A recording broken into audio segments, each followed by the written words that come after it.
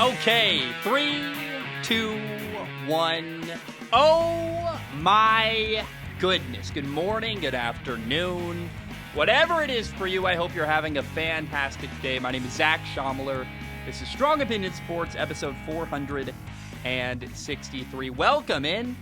It's been about a week since I put out any content for Strong Opinion Sports, and I'm feeling really good. I took a week off. My best friend was in town. He left on Tuesday. I took yesterday off. I did one episode of Zach Schomler Talking, the other podcast, where I literally sit down and just talk. It takes no preparation. Relaxed a lot yesterday. Recovered from having my best friend. It's like we were going, hiking literally like 11 miles a day. So when he left, I took a day off to relax. And I think I feel the best I've felt in a long time. And I will say this will be a very short episode because I wanted to just put something out. I've been working on some film analysis stuff. I've got a lot of, the quarterbacks coming up in the draft. I'm going to cover all of them. Obviously, I'm very excited about that. And I wanted to just put out a short episode because when you take a week off, I personally felt a little bit out of rhythm. Like I haven't written about sports in like a week. It's been kind of weird, and I want to catch up on what's been going on. There hasn't been a lot going on, thank goodness. It's early March. The NBA season is kind of coming to a close, and it's a little bit before March Madness. Free agency isn't quite here yet, so we got this little period where this month I'm going to finish up predictions versus reality, and then we'll move into draft content. And there are 9 quarterbacks on my radar that I'm going to cover this year, and I'm really excited. It's going to be a really fun month. I'm excited. Let's jump in. I'm going to do a rare topic about baseball today. I really like the sport of baseball. However, I do not like Major League Baseball, the professional league in America that has a death grip on the sport of baseball. I actually would prefer baseball to be... I wish I could watch baseball without Major League Baseball because I like the sport. I hate the league. And right now they're going through a lockout. I'm going to share my opinion, my impression of what's going on. I want to invite critique and invite feedback from baseball fans because A, I want to hear what you guys think. B, there might be a key detail here and there that I'm going to speak ignorantly about stuff that I kind of have an idea about. And if you got I'm going to share what I think. If I'm wrong, feel free to let me know. The one thing I know I'm right about is the local regional TV networks, which is something that I've got a lot of friends who work in local TV and they know that world really well. But let's back up and start at the beginning. Major League Baseball is in the middle of a lockout, meaning that the owners have locked out the players. The owners said, until we can reach a new agreement, you're not going to play. You can't go into the facility. You can't participate in anything to do with your team. And the agreement was the collective bargaining agreement, or the CBA, which expired a little bit ago. Rob Manfred, the MLB commissioner, recently announced that the first 2 series of the MLB regular season have been canceled. To me, that feels like a negotiation tactic. I don't even know that, one of the rumors that came out, the reports were that apparently the MLB owners offered a shorter season anyway, down to 154 games with a universal designated hitter. So I'm not convinced, hey, that sounds like a really kind of weak, we're going to give the players universal designated hitters, which I think would be better for baseball. And we're going to shorten the season by a couple of games, which I think is something the owners want anyway. So they're acting like it's an offer to benefit the players. I think really it's something they want anyway. The owners, want anyway. And this is billionaires fighting with millionaires. And, again, I love the sport of baseball. It's a beautiful sport. It's wonderful. There's something about playoff baseball. Oh, my goodness, I love it so much. And late in any baseball game, when there's a runner on second base and you're batting, I romanticize baseball, where, every pitch can be a game-changing moment. You got a runner on second, a base hit, scores that runner, game is tied, or you got a 1-run lead. I really love the tension that baseball has as a sport. But I hate the league, Major League Baseball. And they're losing people. They're losing me. I already kind of have... Let's be honest about baseball. I don't really watch baseball anymore. I love baseball. I'm tired of the league. And I kind of am all the way out the door. Looking back in, hoping they can make some kind of change to bring me back to baseball. Because I would like to watch. I would like to care. I don't. It's a league that is stagnant and refuses to make changes and has no salary cap. And there's all these problems I don't like. And in the MLB lockout, the owners and players cannot reach an agreement to end the lockout. Players say revenue is going up and they want a higher percentage of the money. Honestly, I have a hard time caring. I've got a hard time feeling sympathy for Major League Baseball players. Baseball contracts are amazing.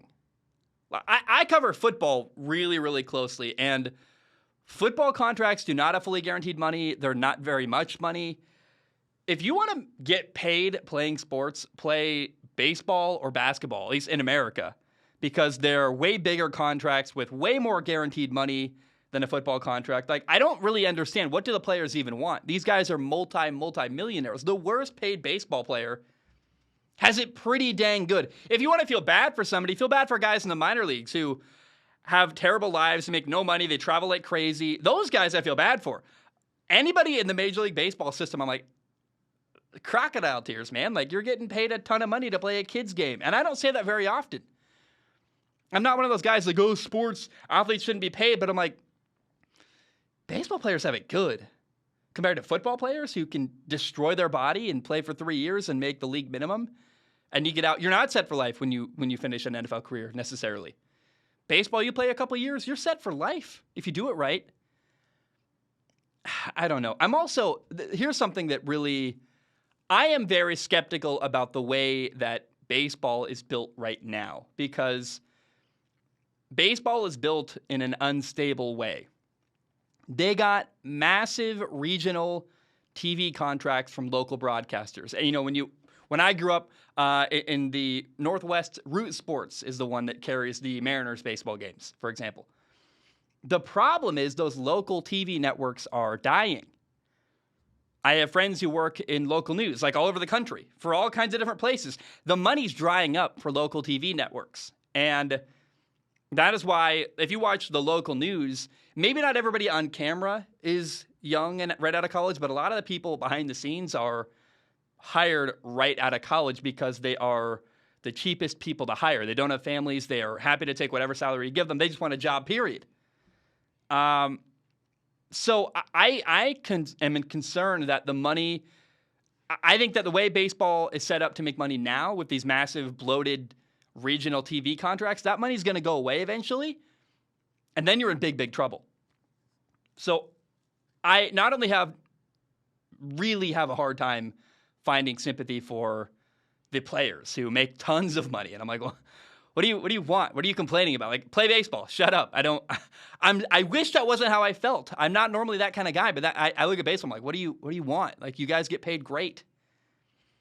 I also hate Major League Baseball. The owners, as much as I feel no sympathy for the players, I hate the ownership. I'm like, what is happening here? And I wish they would make a salary cap in baseball, quite frankly. And this is where I'm getting a little bit insecure, and I'm not quite sure I'm fully right. So I'm inviting, feel free to write in about what I'm about to say, everything next, because I am very willing to listen, and my opinions here are malleable. But the way I see it is that there has to be a way to more evenly share revenue in Major League Baseball.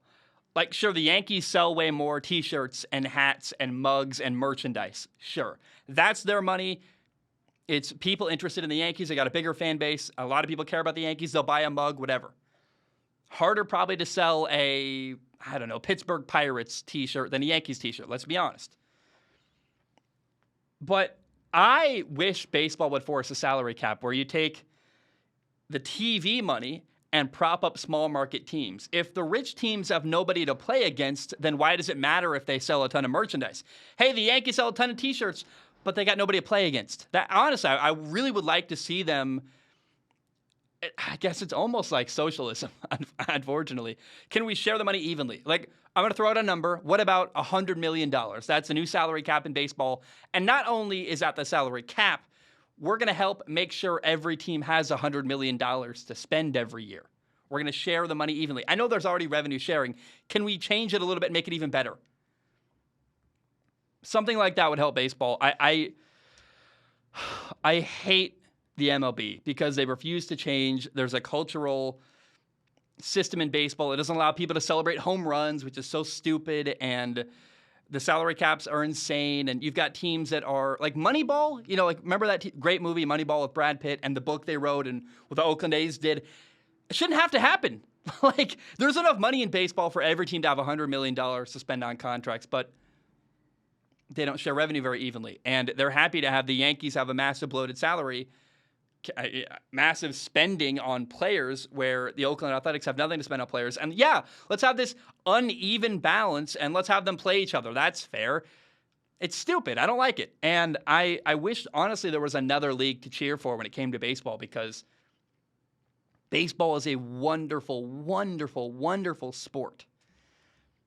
Rob Manfred, MLB ownership, the culture in the MLB, it's driving me crazy, and I desperately want to come back. I desperately want to find a reason to care and watch the MLB, but I just can't. And please write in, let me know what you think. But the lockout, the whole thing is ridiculous. I'm like, what? Why can't they figure it out? Play baseball games. Like, make it happen. I don't know. It just is really, really irritating me, and I just have a lot of crocodile tears for the players. I hate the MLB owners, and honestly, I wish I could get into it and care. But, I did enough to talk for like 10 minutes about it, but that's my opinion on the MLB lockout and the fact that apparently they're canceling games to start the year. And also, I will say, I've been pretty anti-player in this entire segment. Let me end this way. All the people that are mad at me about, who are the players? Well, let's be clear. Baseball players are the most valuable part of the league. You're not going to have an MLB without the people playing in the league, which is why also, honestly, I think there's this weird culture in baseball where they don't like personality. They don't allow people to celebrate. They don't allow people to, I wish they were more understanding of that personalities will drive the league forward and bring in more people. And maybe part of why they don't want, this is a huge conspiracy, but maybe part of why they don't want to allow personalities to shine in baseball is because it gives the players more power. Maybe that, I don't know. But MLB owners need to realize that if you don't pay the players what they want, they're not going to play. And then, oh no, you don't have an entire season. You think you're mad about how much you're going to have to pay the players. What if you don't have an entire season of baseball games? Like, you want revenue, right? I don't understand, and I hope they figure it out soon. But this is one of the weirdest and least compelling lockouts in sports history for me. I'm just like, what's going on? Like, why can't they figure it out? And let me know what you think about it. All right. Let's talk about the Arizona Cardinals. They just gave their general manager, Steve Keim, and also their head coach, Cliff Kingsbury, new contract extensions through the 2027 season. That came right before the NFL Combine. That makes a lot of sense. These guys are going to put in all the work to evaluate players and draft players and do interviews and represent the team. You want to know there's financial backing behind you. Fair enough. It is kind of also funny timing, though, because the Cardinals quarterback, Kyler Murray, wants a contract extension as well. I'm going to open my phone to pull up a weird statement. Kyler Murray put out a weird statement kind of sharing his thoughts and how he feels about getting paid and the contract negotiations going on. Apparently about a week and a half, 2 weeks ago now, he gave the Cardinals a proposal. I want this much money. Give me a long-term contract. And the Cardinals have done absolutely nothing. They haven't budged. They're like, we don't want that. Like, sorry. And I would guess Kyler Murray's asking for an absurd amount of money. Let's get into the statement Kyler made. It's way too long. I'm not going to read you the entire thing. He says, I'm going to read you what's in bold and then kind of go through some of the smaller stuff. He says, Kyler absolutely wants to be your long-term quarterback. It's a statement from, by the way, Kyler's agent, Eric Burkhart. He said, he wants to be your long-term quarterback. He desperately wants to win a Super Bowl. Actions speak louder than words. Actions speak much louder than words in this volatile business. Kyler remains hopeful that the organization chooses to commit so that he can continue leading the Cardinals to further success and value for many years to come. Now, between those couple things I just read, there is like paragraphs of content and writing, and it's absurd. It's very extra. He talks about how, he came in and in 3 years they improved by 3 or more wins every year. He was tasked with being the day one starter. They list his stats. They talk about how they're in a loaded NFC and an NFC West. It's really competitive. He won Rookie of the Year. Like, they're just listing his stats so far in the league. And, 2-time Pro Bowler, 24 years old, who led the organization. It's weird. And when you read the whole statement, I'm not going to read it here. I think it'd be boring if I read the entire massive statement. But listing the stats and accomplishment, 2-time Pro Bowler, led his team to 3 or more victories in every season he's played, day one starter. Like, it sounds like something your friend or your dad would say about you to like hype you up. And a lot of people, Larry Fitzgerald, for example, came out and said that his dad is probably negative influencing him. I think Kyler's dad is negatively influencing how Kyler feels. Because, look, I'm close with my dad. But my dad's not that guy, but we've all seen dads in sports that are, quote, that dad. The overbearing dad who's way too involved, who's like, man, he goes to every baseball game and is yelling. And I'm pretty sure Kyler's dad is that guy. And Kyler is on a 4-year deal, a rookie contract. By the way, he signed a $23.5 million signing bonus. Like, it's not like Kyler's never been paid. And somebody is telling Kyler that he needs to get his money now. Like, someone's telling Kyler, you deserve to be paid. You need to make more money than you've made so far in your career. You need to secure the bag long term. This team needs to commit to you long term. Does that sound like Kyler Murray speaking, or does it sound like someone in his corner who's trying to tell it? Sounds like his dad. I think that's Kyler's dad telling him what to do. And there's no way that an agent, Eric Burkhart, looked at that. He didn't type that. Like, who came up with this massive statement idea? Because that is not a good idea when you were in contract negotiations to make this weird statement. Somebody who isn't very familiar with contract negotiations in sports decided, we got to put out this massive statement. I go back to probably Kyler's dad. That's an assumption, but I'm not the only person talking about how Kyler's dad probably is influencing what's going on behind the scenes. What Kyler really needs to do, rather than put out a statement, is A, win more games, but B, step up as a leader. Did anybody watch that playoff game against the LA Rams? It was embarrassing. It was shameful. It was horrible. And as things got worse for the team, he shrunk and got smaller and smaller and shriveled like a raisin. I want a quarterback who's a galvanizing leader, that when things go bad, let's go, guys. Let's get going. Defense, pick it up. Offensive line, come here. We gotta figure this out. You gotta pull your guys together and rally them. And that's not at all what Kyler Murray is as a leader, which is horrifying and not good. And I'm a Kyler Murray fan, at least I thought I was, but he's turning people like me against him, let alone Arizona Cardinals fans. And as he said, actions speak much louder than words. How about shut up, zip it, and go play well in a playoff game? Then you earn the contract. You shouldn't have to beg a team for a contract. It should be, oh, we better pay Kyler or else we're screwed. Kyler hasn't earned the massive amount of money he's probably asking for, and he's very good. I feel good about him. He's done some good stuff in his career. He's very talented. But it's kind of absurd for a player to be begging for a massive contract when, in my opinion, you've done good, but not enough to earn this. I mean, if Arizona wants to give him a little more money, like I don't know. I just don't really understand, and I think it's very weird that Kyler is already begging for more money, and I don't know. I guess these are two topics in a row. I talked about the baseball, the MLB lockout, and now Kyler Murray talking about money. I'm sorry to talk about other people's money. These are the two biggest stories right now in sports that I care about, but I don't think Kyler Murray is taking the right approach at all. At all. And if I were him, I'd put my head down and get to work. And whose idea was that statement? It wasn't the agent. There's no way an agent would be like, yeah, let's put. Have you ever seen that happen before? I've never seen an agent put out a statement like that before, begging his team for a new contract, let alone a quarterback who I've got big questions about as a leader.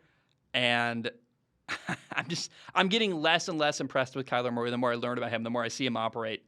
And I'm getting more and more concerned about the guy, honestly. And I hope his dad is not negatively influencing him, but I fear that he probably is. Okay, let's shift gears to the Jacksonville Jaguars predictions versus reality. I predicted the Jacksonville Jaguars would go 4-13. The reality is they went 3-14, so I was one game off. I basically nailed it. It was a weird and ugly year. Teddy wrote in on Patreon, as you can do. Teddy says, ironically, I think the best moment of the year for the Jaguars was firing Urban Meyer, though the fans should get a shout-out for showing up dressed as clowns. So if you don't know, A, they hired Urban Meyer and very promptly fired him.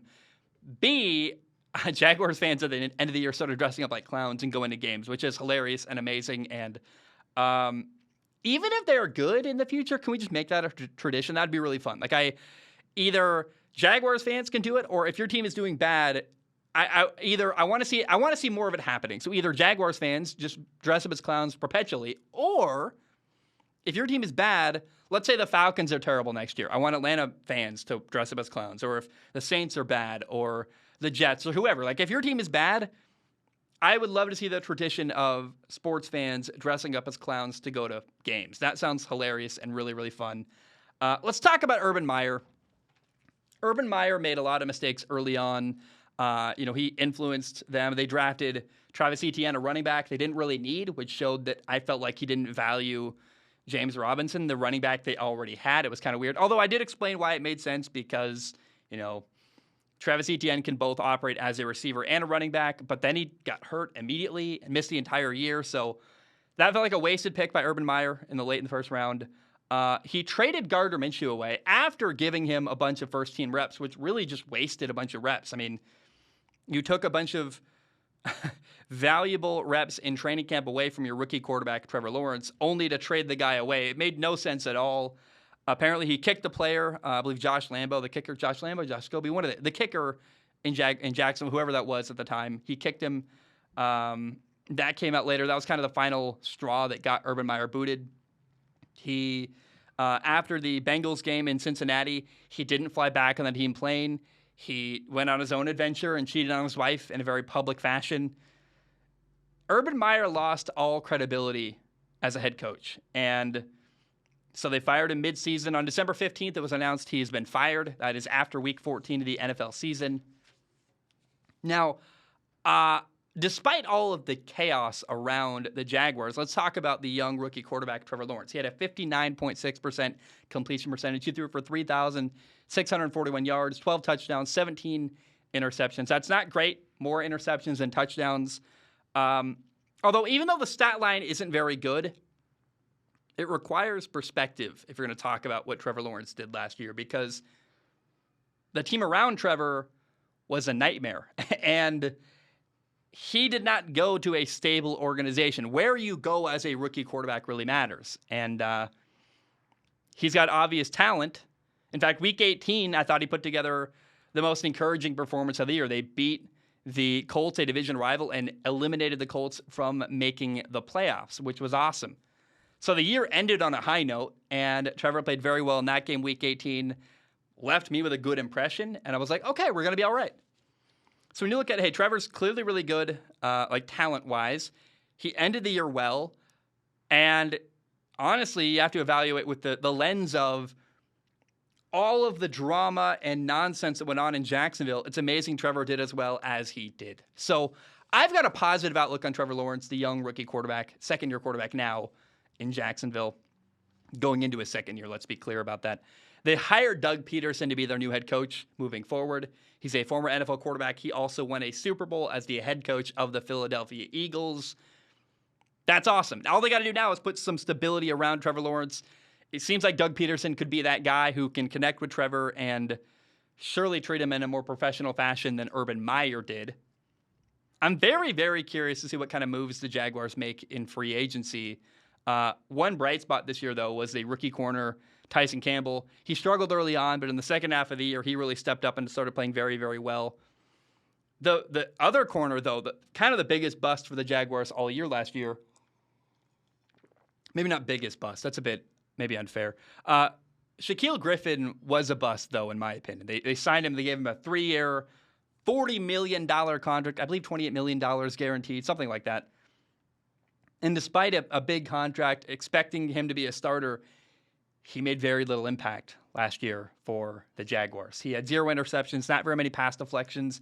He got beat deep a number of times, even by guys who were like, dude, it's not exactly DeAndre Hopkins running all over Shaquille Griffin. Like, that's not good. You can't have that happen. The guy I was least impressed with, and maybe it's because my expectations were too high, was Shaquille Griffin, which just makes that signing look bad. I don't know how you justify it any more than that. It just wasn't good. There is some talent, though, on the Jaguars defense. I think guys like, I think of people like Miles Jack, Caleb Chasson, Josh Allen. Like, there are people on the Jaguars defense that I'm excited about to watch next year and moving forward. The leading receiver for the Jaguars was Marvin Jones. He had 73 catches on 832 yards, 4 touchdown catches. The leading rusher for the Jaguars was James Robinson. Second-year running back, 164 carries, 767 yards, 8 touchdown runs. I hope he's their feature back next year. I'm curious to see how rookie second-year receiver, rookie last year, second-year running back next year, Travis Etienne can fit in. He got hurt before the year, did not play at all last year. I'm excited to see him back next year because how will they use him? As a running back solely? I want to see him split out wide as a receiver, hopefully a lot. Maybe we can get a good 1-2 punch between James Robinson and Travis Etienne. But Travis Etienne feels like a wild card that I am very curious to see how they use him next year. Now, the year as a whole was not a total waste because you got Trevor Lawrence, and the silver lining of Urban Meyer. He was such a bad head coach that they actually now, the Jaguars, once again, in back-to-back years, have the number 1 overall pick again in this year's draft as well. So they can get another key impact player, number 1 overall. So Urban Meyer, a blessing and a curse. He maybe was awful last year, but he did put them in a position to get a good player for next year. They hired Doug Peterson as their new head coach. Honestly, I look at the Jaguars right now. They're in a very similar position as they were going into last year, where they've got a new head coach, young quarterback, some talent on the roster that's young and exciting. And let's see if they can do anything with it this time, because what happened last year was not good and in fact, embarrassing for the Jaguars. Also, going into last year, I said that the Jaguars season really was depending on how they did against, quote, bad or rebuilding teams. There were 5 teams they were going to play, or 5 games, 4 teams they were going to play against last year that I thought were games that had an opportunity to win. They played the Houston Texans twice. They played the Cincinnati Bengals, the Falcons, and the Jets. Weirdly enough, they lost all 5 of those games. They lost to Houston 37-21, and then again, week 15, 30-16. They lost to Cincy 24-21. They lost to Atlanta 21-14. The Jets 26-21. And the 3 wins the Jaguars did put together were kind of odd. They beat Miami 23-20 week 6. They beat the Buffalo Bills week 9, 9-6. It was like, where did this come from? When they beat the Bills, I was like, that's absurd and very weird. And then week 18, they beat Indy 26-11 to keep Indy out of the playoffs. That was a storyline I was tracking with the Jaguars last year, and I talked a lot about how these 5 games are going to determine the entire year. But that kind of really depended on Urban Meyer keeping his job. And the minute Urban Meyer got fired, in my opinion, all that narrative kind of went out the window, and like, who cares anymore?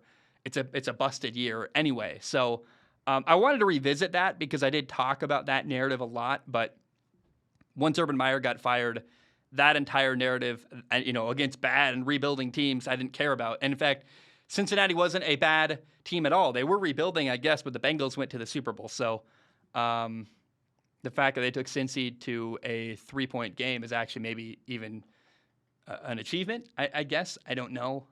So not a great year for the Jaguars, but again, silver lining, not a total loss. They got the number 1 overall pick again. Some young talent. Let's see what they can do with it this year. And that's my prediction versus reality for the Jacksonville Jaguars. How about Houston? Let me drink some water. We'll talk about Houston. I predicted that the Houston Texans would go 1-16 last year. I called them a terrible football team. I said they were the worst team in the NFL. They surprised me. The reality is the Houston Texans went 4-13. They actually were not only not last in their division, they did better than the Jaguars, which I did not see coming at all. I thought their only win would be week 1 against the Jaguars. They could catch them early before Trevor Lawrence was ready. Well, they swept the Jaguars. They beat the Jaguars not only week 1, but also week 15. They beat then the Titans week 11, and they beat the Chargers week 16, which really helped keep the Chargers out of the playoffs. So not a good year for Houston at all, but I actually thought they did better than I expected they would. So kind of they overachieved a little bit. And I felt really bad for their head coach going into last year, David Culley. He was hired, I thought, because no one else really wanted to be the Houston Texans head coach. And again, in my opinion, 4-13 with that roster, I thought he overachieved. Now, the Texans rewarded him by firing him after the year. They did not see things the way I did at all. And the move they made was they elevated defensive coordinator Lovie Smith to be head coach. That's a weird move. I don't know, but the key and the one really good thing about hiring Lovie Smith and maintaining him was it kept the coaching staff intact, which keeps one key person there. Pep Hamilton, the quarterback coach, who is now the offensive coordinator, he worked with Andrew Luck, Justin Herbert. He was once an XFL head coach. He's been all kinds of good for young quarterbacks across the football world. And Pep Hamilton worked with a rookie quarterback last year, Davis Mills, in Houston. And Davis Mills, a third-round pick out of Stanford. He was far and away the most positive thing about the Houston Texans season. The Deshaun Watson stuff is still up in the air. We're still waiting to figure out what's going to happen with him. Tyrod Taylor didn't play very much, got hurt. Davis Mills, hey, maybe Houston found a franchise quarterback in the third round, which is exciting and very, very cool.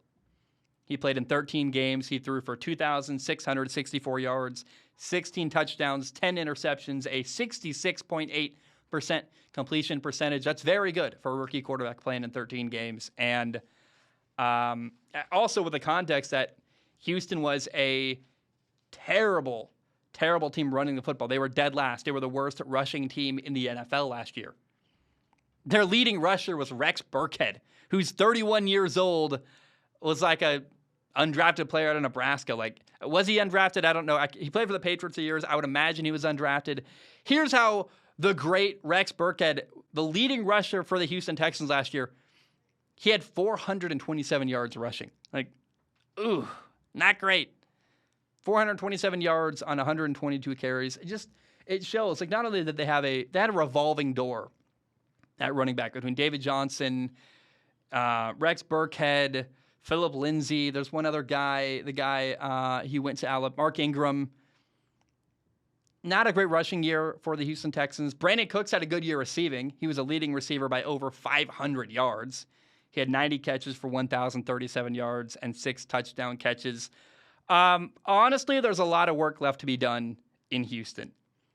They had 9 starting/contributing players who were veterans on one-year contracts last year. It's a lot of people on your starting roster to be not guaranteed to be a long-term player there. There's still not a lot of talent in Houston. The really only positives are that they got Pep Hamilton and Davis Mills. They're going to stay there next year. They can build on what they did last year together. I am hoping that Pep Hamilton can do really well and eventually become an NFL head coach someday, maybe even in Houston. And the Texans have the number 3 overall pick. So it's not all bad, but there's not a lot of hope moving forward. They're still rebuilding. Going into last year, Houston was rebuilding and a mess, and they're still rebuilding and still a mess, just a slightly better mess than they were last year. Does that make sense? We found out Davis Mills can play. Pep Hamilton is still there. We'll see who they draft number 3 overall. Hopefully an impact player. But I don't feel great about the Houston Texans. Let me know if you're a Houston Texans fan, how you feel. But that is my thoughts on the Houston Texans year last year. And just a weird year of limbo and not really a step forward, but at least not a step backwards. So it could have been worse. Maybe that's the tagline. Houston Texans 2021. it could have been worse. Guys, my name is Zach Schomler. Thank you so very much for tuning in. I love you.